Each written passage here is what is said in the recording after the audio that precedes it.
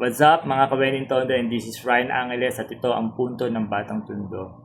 Shoutout lang natin ang Don Bosco Parish Youth Center na kung saan nagkakaroon sila ng senakulo taon-taon. At hindi lang to basta senakulo na digital.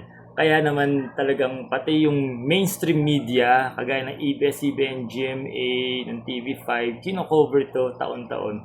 Dahil kakaiba at talagang quality ang ginagawa ng production ng Don Bosco pagdating sa senakulo. Kaya sana patuloy natin suportahan at panoorin para malaman natin ang buhay ng Panginoong Hesukristo sa pamamagitan ng digital senakulo ng Don Bosco Parish. Marami na siyang mapapanood na iba't ibang lugar, iba't ibang platform. Kaya sana this Senakulo 2026, supportahan natin siya.